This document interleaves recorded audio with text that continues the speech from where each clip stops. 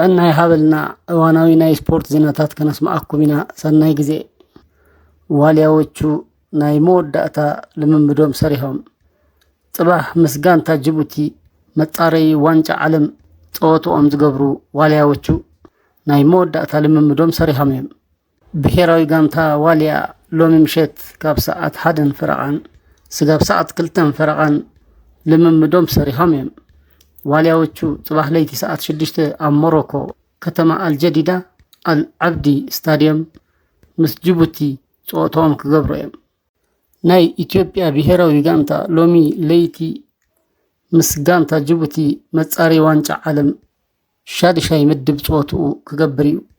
እቲ ጸወታ ሎሚ ለይቲ ሰዓት 6 ኣብ ሞሮኮ ከተማ አልጀዲዳ አልዓብዲ ስታዲየም ክካየድ እዩ።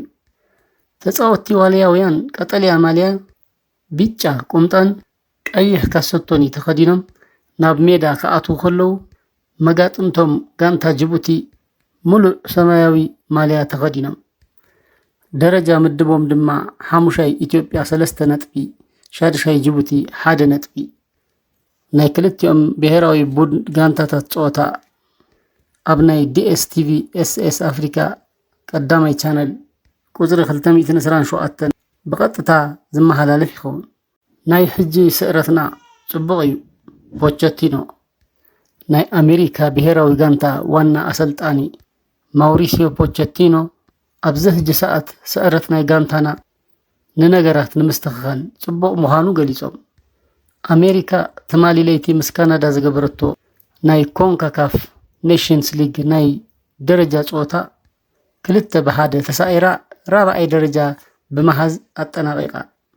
ቅድሚ ገለ መዓልታት ኣሜሪካ ብፓናማ ተሳኢራ ካብ ውድድር ወፃኢ ምዃና ይዝከር። ድሕሪ ስዕረት ናይ ዝምሸት እዚ ርእይቶኦም ዝሃቡ ኣሰልጣኒ ማውሪሲዮ ፖቸቲኖ ደገፍቲ ክዕገሱ እዮም ዘለዎም ክብሉ ኣተሓሳሲቦም። ናይ ሕጂ ስዕረትና ጽቡቕ ነገር እዩ ዝበሉ ፖቸቲኖ ስጋብቲ ዋንጫ ዓለም ንነገራት ንምስትኽኻል እኹል ግዜ ክህልወና እዩ ይብሉ።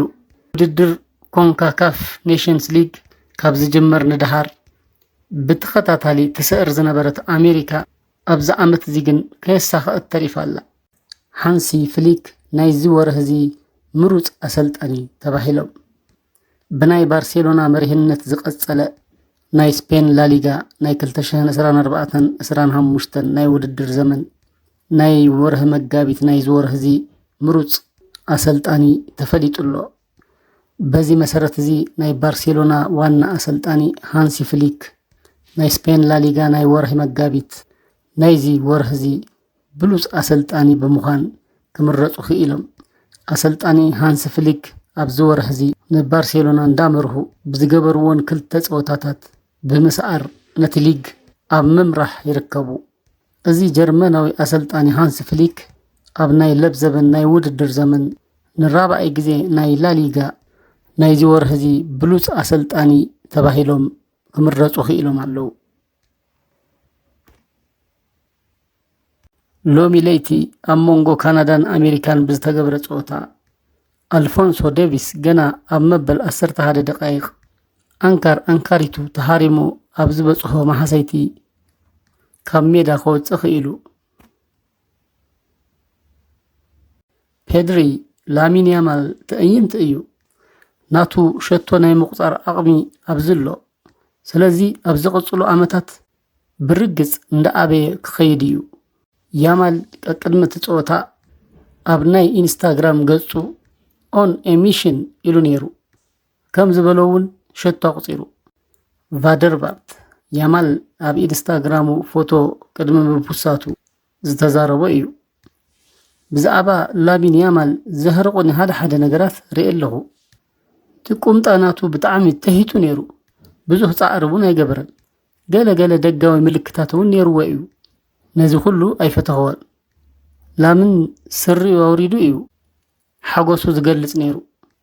ስረ ወሪዱ ጎል ኣቁፂሩ ፔናልቲ እውን ኣምሊጥዎ ናብ ፍርቂ ፍጻመ ኣትዩ። ቫሞስ ስፔን።